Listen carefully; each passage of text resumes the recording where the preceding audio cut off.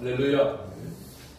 오늘 제목이 그 자리를 살펴서라고 이렇게 제목하겠습니다. 이 제목이 어떤 의미인지 보면은 말씀 끝부분에 설교 끝부분에서 여러분에게 알려드리도록 하겠습니다. 출애굽기의 제목에 대해서 지난주 우리가 살펴봤는데, 출애굽기는 첫 단어가 히브리 원어로 접속사로 시작된다고 했습니다. 뭐라고 했죠? 우리말로 그리고라고 했습니다. 그렇죠? 그리고. 그래서 그리고 이것들이 이름들이다라고 하는 것이 원래 출애굽기의 제목이었는데 70인역을 통하여서 출애굽기로 이렇게 바뀌었습니다. 그래서 지난주 설교 제목이 이스라엘 자손, 그리고 그 이름들이다라고 하는 것은 바로 이스라엘 야곱의 12아들을 이야기하고 있고, 이스라엘 자손, 이스라엘 백성을 말하고 있다라고 이렇게 말씀을 드렸습니다. 야곱의 자손들이, 아들들이 애굽으로 내려갈 때에 요셉의 가족을 빼고 70명이 애굽으로 내려갔는데, 약 430년 후에 장정만 60만 명, 그래서 전체적으로 보면은 약 200만 명에서 250만 명 정도 이렇게 추정을 합니다만, 한 가문이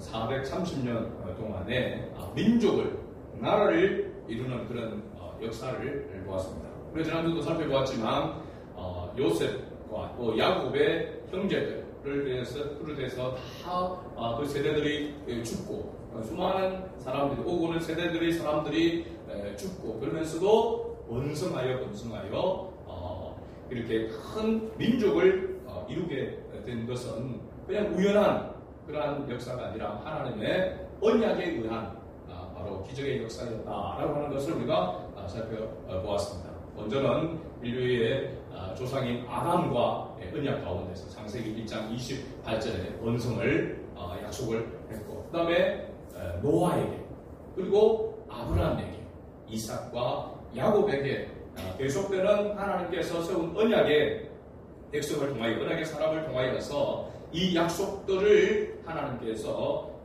성취해가는, 이루어가는 그런 과정 속에서 바로 70명에 불과했던 그 가족들이 200만 명이 넘는 그런 큰 민족을 이룰 수 있었던 것은 하나님께서 약속하신 그 언약이 그대로 성취되어지는 그런 역사였다라고 하는 것을 우리가 살펴보았습니다. 그리고 우리가 지난 8절에 보면은 요셉을 알지 못하는 새 왕이 애굽 왕으로 일어나서 다스리게 되어졌다, 통치하게 되어졌다라고 했습니다. 그래서 요셉에 대하여 모르는 왕이 아니라 요셉과 반대되는 정책을 쓰는 그런 왕이 통치하는 그런 시대라라고 그렇게 말씀을 드렸습니다.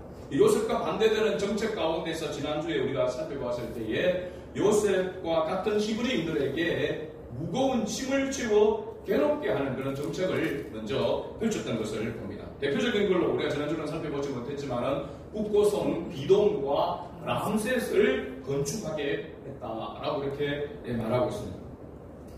사실 애굽왕 바로 왕이라고 이렇게 나왔는데, 바로라고 하는 원래 이름은 사람의 이름이 아니고 큰 집의 사람이라는 뜻입니다. 그러니까 왕궁, 제국의 집안에 있는 것을 말하고 있는 거죠. 실제적인 그 이름은 이 당시의 통치자, 출애굽할 당시의 애굽의 왕은 람세스 2세로 이렇게 알려져 있습니다. 람세스 몇 들어본 거 있죠. 책으로도 나온 그런 부분들도 있는데, 이집트, 애굽의 19대 왕조, 바로 람세스 2세가 실제 인물, 왕이라는 것을 알 수가 있습니다. 자료를 찾아보니까 이집트 19대 왕조, 이 람세스 2세는 주전, BC죠. 예수 그리스도가 오기 전에를 우리가 주전으로 이렇게 이야기합니다. 1290년, 주전 1290년에서 1224년에 이 이집트를 통치했던, 애국을 통치했던 왕이 바로 람세스 2세였습니다. 이 이스라엘 민족을 혹사시켜서 국고성 이 비돔과 람셋을 건설하였는데, 이 회색 화강암 그 높이가 77cm가 되는 그것이 타니스라고 하는 그곳에서 출토됐는데, 이 타니스는 성경에 뭐냐면 소안이라고 하는 그런 이름으로 됩니다.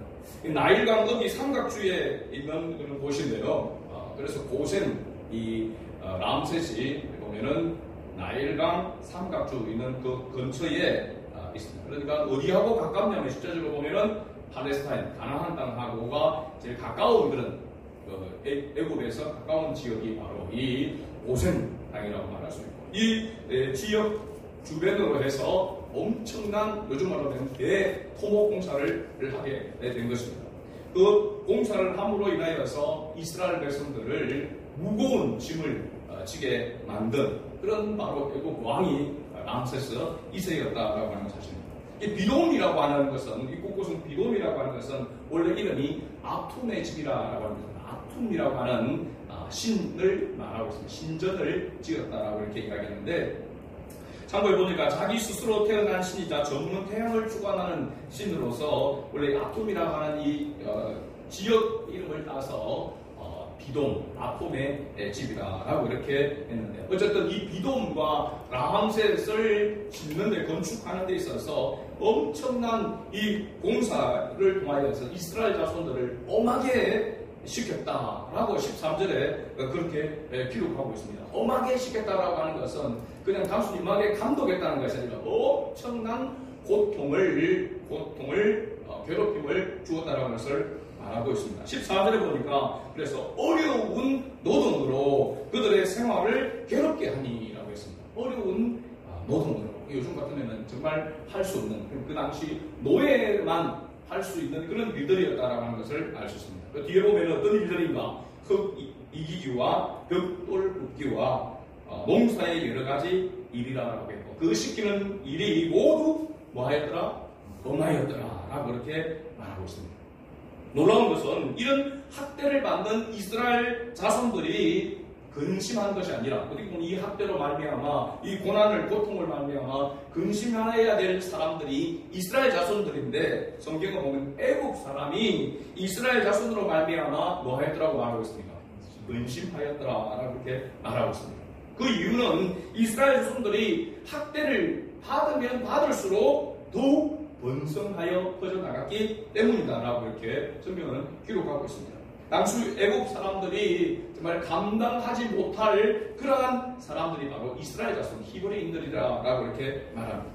우리 그리스도인들이 이와 같은 모습으로 세상이 감당하지 못할 그런 존재감을 나타낼 수 있는 교회, 그리고 그리스도인이 되어야 될 줄로 믿습니다. 사실은 그렇게 하나님의 나라가 확장되어져 가고 세상 속에서 선한 영향력을 끼치는, 없어서는 안 되는 그런 존재가 되어지게 될 때에, 그때가 하나님께 가장 크게 영광을 올리게 되는 때였다라고 하는 것을 알 수 있습니다. 우리 한국 교회사를 볼 때에도 일제 식민지 차이에서 또 유교를 겪는 그런 가운데서, 그 고통 가운데서도 하나님을 의지하고 하나님의 뜻 가운데 나갈 때 오히려 예수 믿는 사람들의 숫자가 더 늘어나게 되어지는 그런 역사들이 있었다라고 하는 것입니다. 이런 선한 영향력, 하나님의 나라가 정말로 눈으로 보여지고 사람들이 교회가, 그리스도인들이 이런 존재들인가라고 하는 것을 느낄 수 있는 그런 바로 모습이 되어야 된다라고 하는 사실입니다. 그런데 실제로 보면 지금은 거꾸로 돼가지고 오히려 세상의 교회를 염려하는, 걱정하는 그런 안타까운 일이 지금 사실 우리의 현실입니다. 이것은 교회와 목회자와 우리 그리스도인, 우리 한 사람 한 사람이 우리가 하나님의 자녀다운 그런 모습으로, 진정한 선한 영향력을 끼치는 그런 모습으로 다시 회복되어지고 일어서도록 기도해야 될 줄로 믿습니다. 오늘 우리가 읽은 본문은 요셉을 알지 못하는 이 세 왕이 두 번째로 요셉의 정책과 반대되는 정책을 펼치게 되는데, 두 번째 정책은 바로 산화제한 정책을 펼치고 있다는 것입니다. 우리나라도 보니까 1960년대부터 시작해서 이 산화제한에 대한 정책을 펼쳤습니다. 중국도 마찬가지인데, 그 산화제한 정책으로 인해서 지금은 보니까 2013년에야 법조항에서 이 산화제한에 대한 이 부분이 이제 삭제되었다라고 이야기하는데, 제가 포스터를 이렇게 한번 찾아봤습니다. 이때 보니까 포스터가 한 2개 정도 있는데 한번 띄워보시기 바랍니다. 포스터. 당시, 한번 같이 읽어볼까요? 잘 키우는 딸 하나, 10아들 안 부럽다. 아들, 딸 구별 말고 하나만 나가 잘 일하는데 아들만 자꾸 날라 하니까, 그죠? 그러니까 잘 키우는 딸, 11 안 부럽다. 사실은 딸이 사회 보장입니다. 남자들은, 아들들은, 그렇습니다. 그런, 기억이 나죠? 보면. 그 창문 안에 보십시오. 엄마, 아빠, 그리고, 있습니다. 그리고 딸이나 아들이나 그걸 말고 딸이 더 낫다 이런 이야기했는데, 그거는 맞는 것 같습니다. 그 다음에 포스터 한번 보십시오. 아들, 딸 구별 말고, 둘만 낳은 자기를 사. 이렇게 해도 하나, 둘도 많다. 제가 다른 포스터 보니까 둘도 많다. 하나는 낳은 자기를 사. 그런 이렇게 포스터도 이렇게 있습니다. 옛날에 우리 지금 뭐 50대, 40대 이상 되는 분들은 저는 기억이 이렇게 있을 것입니다. 이런 인구 정책 산하 제한인데 이 바로 왕이 애국에서 펼치는 이 정책 산하 제한은 단순한 이런 산하 제한이 아닙니다. 아예 어떻게 보면은 속된 말로 씨를 말리는 그런 정책을 펼쳐요. 그래서 남자 아이들이 태어나면은 무조건 죽이고 여자 아이들은 살려주라는 남자가 없으면 결국 어떻게 됩니까? 여자도 없게 되어지게 되겠죠. 그죠? 그러니까 이거리인들이 워낙 번성해 가니까 그 번성을 하는 것을 축소를 시키기 위해서 두려워했기 때문에 그들로 인해서 근심했기 때문에 그렇습니다. 오히려 자기들을 요즘 말로 이러면 쿠데타로 이렇게 해서 적들과 협력해서 이 제국을 무너뜨릴 수 있는 위험 요소라고 생각을 했기 때문에 그렇습니다.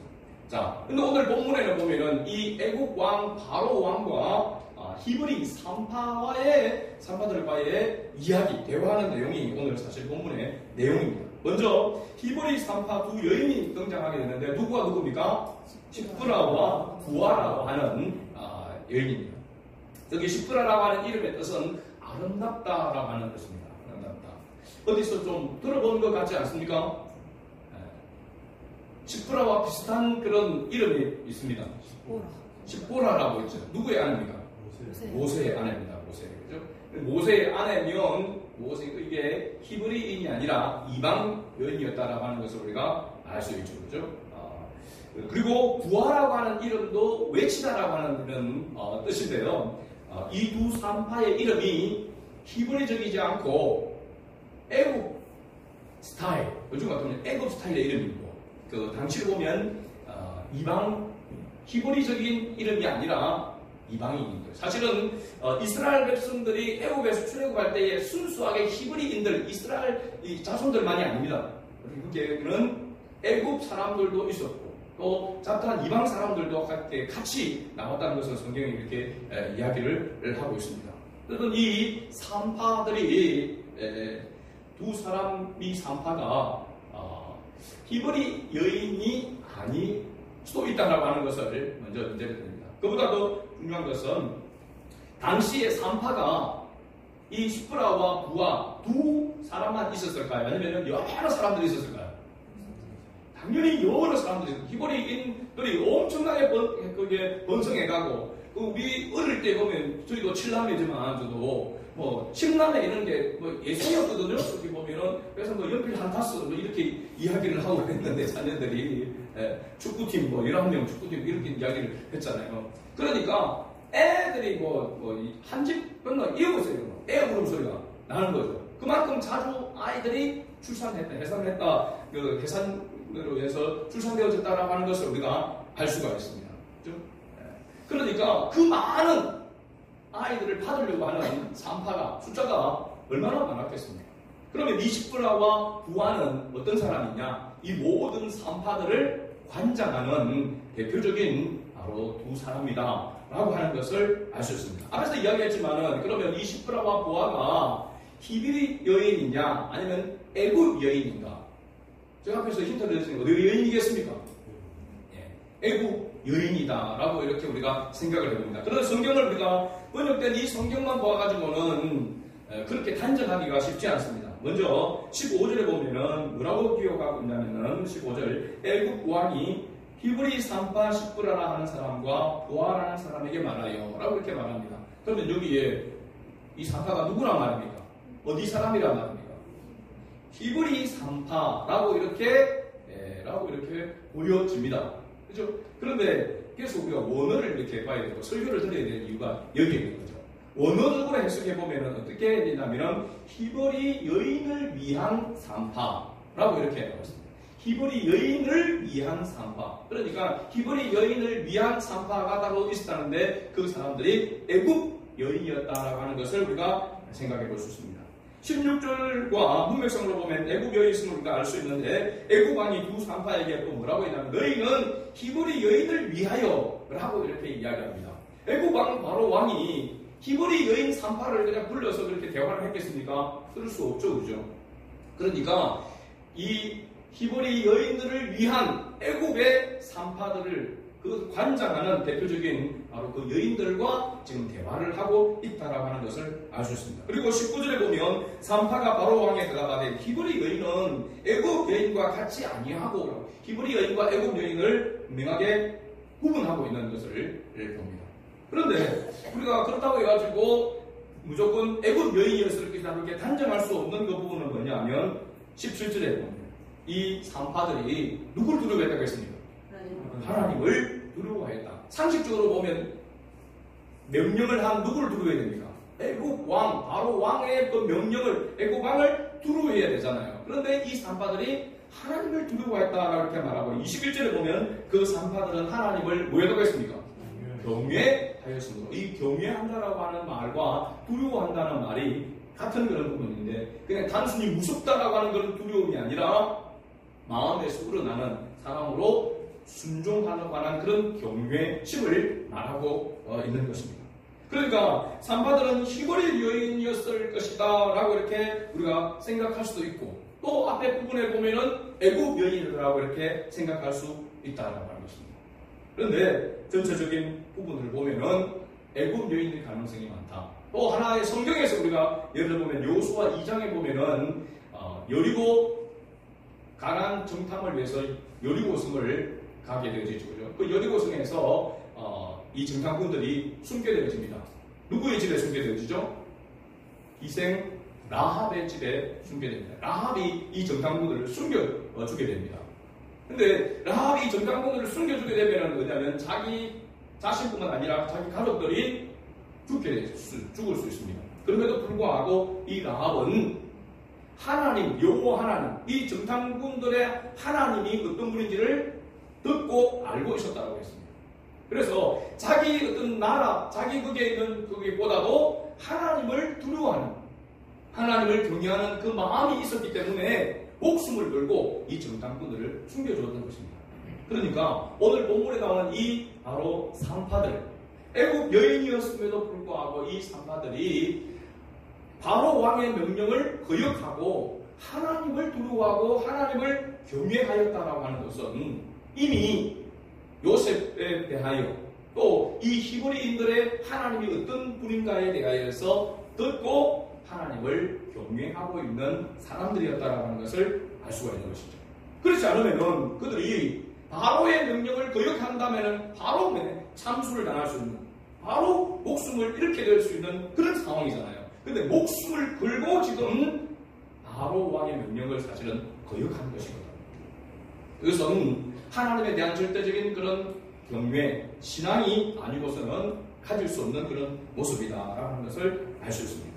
어쨌든 이 산파들이 바로 왕이 명령했음에도 불구하고 지혜롭게 거짓말을 이렇게 함으로 하면 그들이 태어나는 아이들, 남자아이들을 살리게 되는 그런 모습을 봅니다. 그리고 성경에 뭐라고 말하고 있느냐면 하나님께서 이 산파들의 시간을 뭐 했다고 성경에 기록하고 있습니까? 흥왕하게 했다. 이 흥왕한다라고 하는 것은 번성하고 왕성하게 했다라고 하는 것입니다. 이 흥왕은 말이 재밌습니다. 한 번 들으면 절대로 잊어버리지 않는 히브리 원어로 뭐냐면 한번 따라합시다. 아사. 네. 아사가 바로 흥왕입니다. 흥왕. 우리말로 아사. 그죠? 절대로 안 잊어버릴 그런 단어죠. 하나님께서 번성하고 흥왕케 하고 한마디로 말하면 형통하게 하였더라. 이렇게 말합니다. 근데 우리가 이제 성경을 읽을 때나 또 신앙생활하는 가운데서 가끔 의아한 그런 생각을 가질 때가 있습니다. 이해가 되지 않는 그런 부분이 있습니다. 자, 지혜로운 거짓말, 어떻게 보면 선한 거짓말을 했다라고 그렇게 말할 수 있습니다. 그럼에도 불구하고 하나님은 이 산파들에게 그 집안을 흥왕하게 해 주었다는 사실입니다. 형통하게 해 주셨다는 것입니다. 그러면 우리가 살아가는 가운데에서 지혜로운 거짓말, 선한 거짓말은 해도 괜찮은 건가? 괜찮을까요? 괜찮지 않을까요? 아니 뭐 그 정도야. 그렇죠? 그렇게 생각할 수 있습니다. 그러나 거짓말은 거짓말입니다. 그렇죠? 윤리와 도덕적인 그런 측면에서 우리가 하나님을 재현할 때가 많이 있습니다. 신앙생활하는 가운데서 하나님은 하나님의 역사를 이루고 가는 가운데 세상 인간적인 윤리와 도덕의 기준에 맞춰서 하나님은 일하시는 분이 아니십니다. 물론 보편적으로는 윤리와 도덕을 뛰어넘을 정도의 인간의 이런 윤리와 뛰어넘는 그런 사랑으로 하나님께서 통치하시지만 하나님께서 구원을 이루시는 그런 가운데서는 인간의 어떤 윤리와 도덕을 바로 덮어놓고 역사하시는 분이 하나님이시라는 사실입니다. 믿습니까 여러분? 잘 이해가 안 됩니까? 우리가 구원을 받은 것이, 우리가 하나님의 자녀가 되는 것이 윤리와 도덕적인 기준에서 이해가 되는 일입니까? 여러분들의 윤리와 도덕에 흠이 없어서 하나님의 자녀가 된 것입니까? 아니잖아요. 우리가 허물과 죄로 죽었던 우리를 예수 그리스도로 말미암아 하나님께서 우리를 살려주셨거든요. 그러면 뭘 했다는 겁니까? 세상적인 윤리와 도덕을 접어놓고 간과해놓고 하나님께서 구원하셨다는 사실입니다. 그래서 성경을 보면서 하나님을 이해하려고 할 때에 인간의 도덕적인 그런 기준이나 윤리적인 그 기준으로 하나님을 재단하려고 하면, 판단하려고 하면 큰 잘못을 범할 수 있다는 사실입니다. 하나님과 사람 사이에 그것은 그야말로 하늘과 땅 차이인 것입니다. 생각 뜻이 다르다고 하는 것입니다. 그러면 제가 왜 이런 이야기를 하냐면 우리가 신앙생활하는 가운데서 인간적으로 생각할 때에 세상적인 그런 기준으로 생각할 때 도저히 이해가 되지 않고 납득이 되지 않는 그런 부분들을 만날 때도 그것이 하나님의 말씀이고 하나님의 뜻이라면 우리는 거기에 자신을 내려놓을 줄 알아야 된다는 사실입니다. 이 신앙생활하는 가운데 우리가 가끔씩 어쩌면 좀 자주 우리의 삶 속에서 부딪히는 부분들입니다. 그럴 때마다 우리는 즉시로 하나님 앞에서 내 뜻과 내 생각을 내려놓아야 한다는 사실입니다.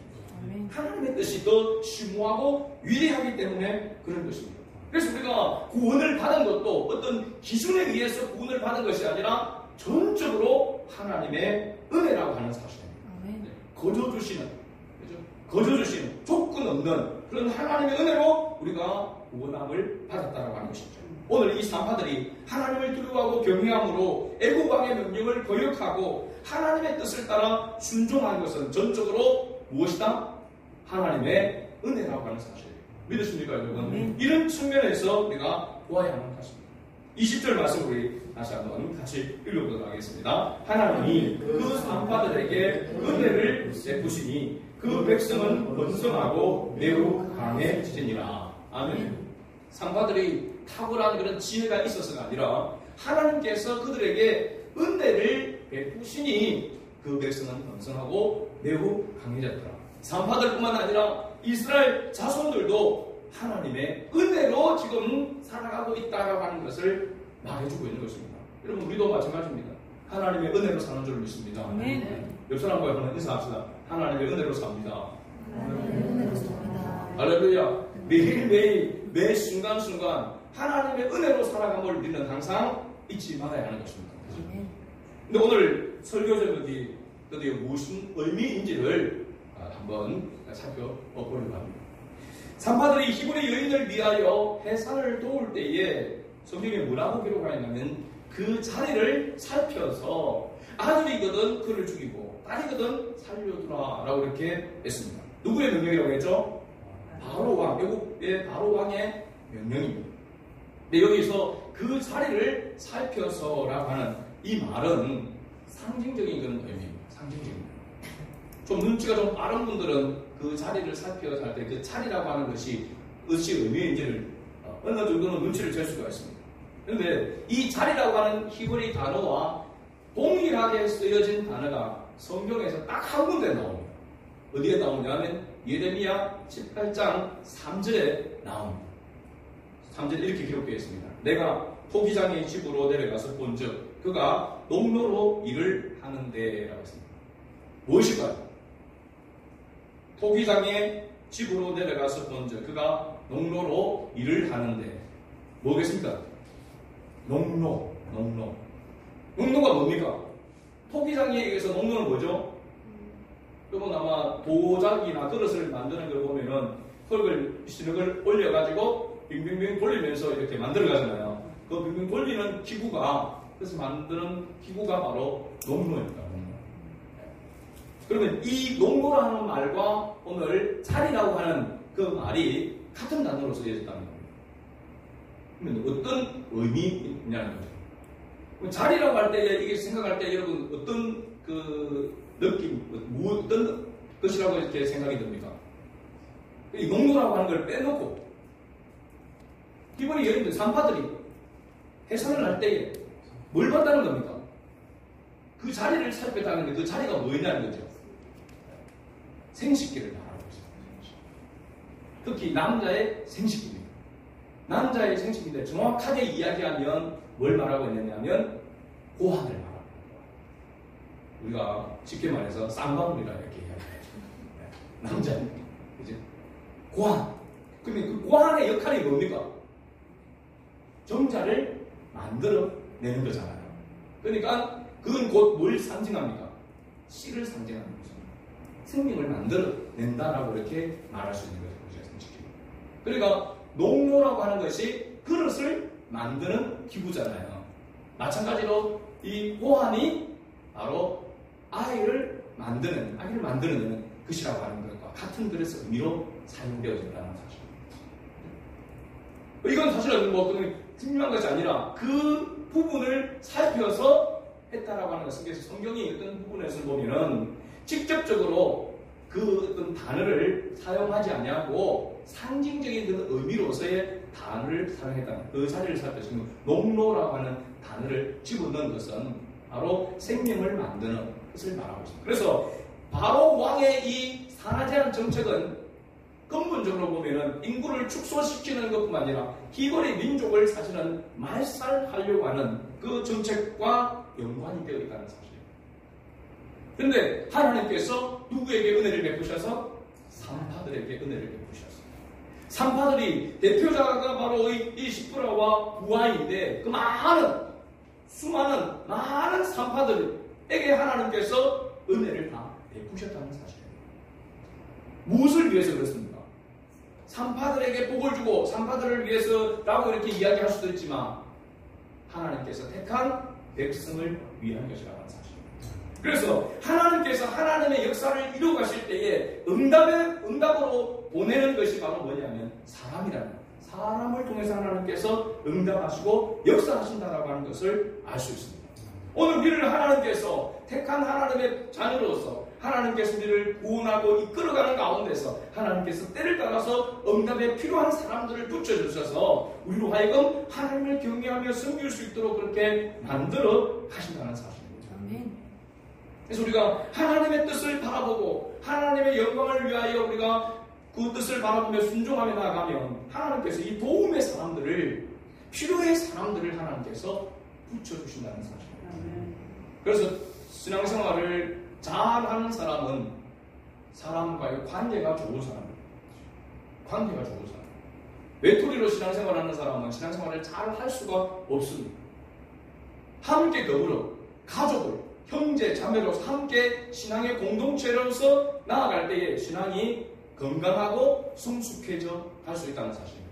그래서 하나님께서 예수 그리스도를 통하여 이 땅에 교회를 세우는 것입니다.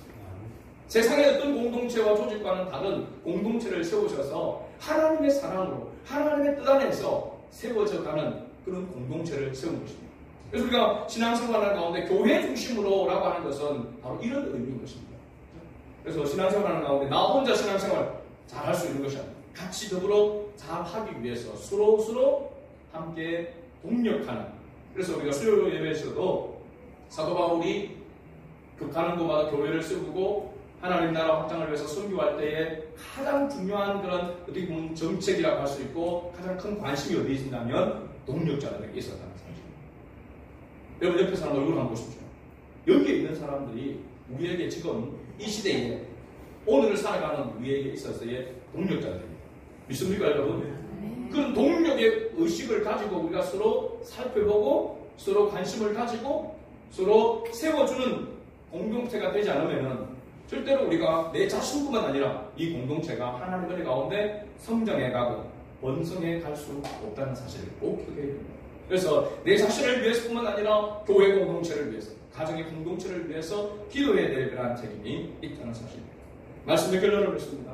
하나님의 택한 백성을 구원하는 일에 애굽 여인을 산파들을 하나님께서 은혜를 베푸셔서 그들을 사용하신 것은 택한 백성을 하나님께서 이끌고 보호하시기 위한 하나님의 뜻이 있었습니다. 하나님께서 택한 자들을 사랑하시되 우리가 잘 알지만 하나님의 택한 자들을 사랑하시되 언제까지? 끝까지 사랑하시는 분이다라는 것을 우리가 또한 기억해야 됩니다. 하나님을 경외하고 그 뜻을 따라 순종하면 반드시 하나님께서 복을 주시는 분이다라고 하는 사실입니다. 그 복은 물질적인 그런 복이 아니라 하나님의 뜻 안에 살아갈 수 있는 그런 은혜를 하나님께서 계속해서 공급해 주신다라고 하는 사실을 기억할 수 있기 바랍니다. 우리 사천성학교에 속한 우리 모든 주의 권속들이 매일매일 하나님의 은혜를 구하면서 그리고 주의 말씀을 따라서 순종함으로 말미암아 하나님이 공급해 주시는 그 은혜를 맛보고 누리고 또한 증거하는 그런 삶을 살아갈 수 있게 주의 이름으로 축복합니다. 아멘.